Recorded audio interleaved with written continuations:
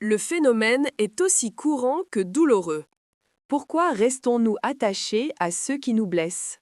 À ceux dont le comportement est toxique ou destructeur. Ce n'est pas un manque de volonté ou de lucidité. C'est une réaction complexe, ancrée dans la survie psychologique. La première raison est la familiarité. Nous sommes programmés pour le connu, même si le connu fait souffrir. Si vos premières relations, souvent avec les figures parentales, étaient chaotiques ou inconstantes, le chaos devient, inconsciemment, le schéma de l'amour. Votre subconscient confond drame et passion. Les relations saines et stables peuvent vous sembler ennuyeuses ou suspectes. Vous n'avez pas de carte interne pour naviguer dans la paix. C'est ce que les psychologues appellent la compulsion de répétition. L'explication la plus frappante est biochimique, le trauma bonding. Vous ne vous attachez pas à la personne, mais au cycle hormonal qu'elle crée. Lorsqu'une personne toxique alterne chaleur et cruauté, votre corps libère un cocktail explosif d'hormones de stress et de plaisir. La menace, la critique ou le rejet déclenchent le cortisol, stress et survie.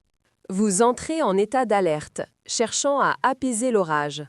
L'acte de réconciliation ou la petite preuve d'affection libère la dopamine. Cette dopamine est surpuissante. Elle arrive juste après une période de grand danger émotionnel.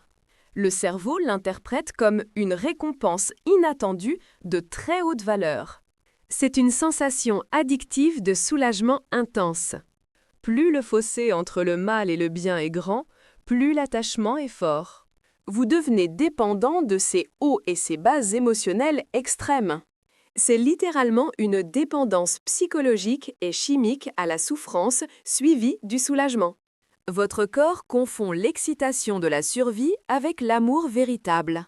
Une autre raison profonde est la blessure d'abandon ou de dévalorisation. Nous cherchons à gagner l'amour de cette personne blessante. Si j'arrive à me faire aimer par quelqu'un qui est si difficile, cela prouvera ma valeur. C'est la fantaisie du sauvetage. Nous croyons que notre amour suffira à réparer l'autre. Nous nous disons, si je l'aime assez, elle changera et je serai enfin récompensé.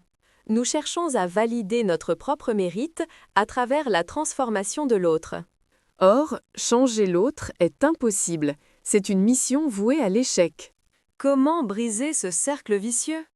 Premièrement, reconnaissez que vous êtes attiré par les drapeaux rouges.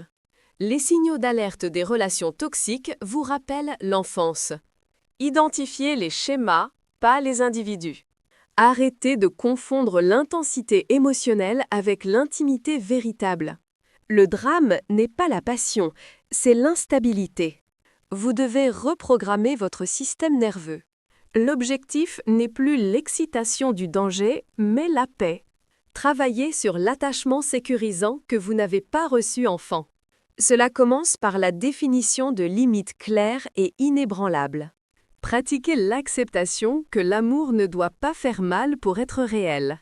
Votre valeur n'est pas négociable et elle n'est pas liée à la capacité de l'autre à vous aimer. La douleur de partir est temporaire. La douleur de rester est permanente et chronique. Choisissez la guérison, pas la répétition du trauma. Le véritable amour est calme, respectueux et prévisible. Donnez-vous la stabilité que vous méritez.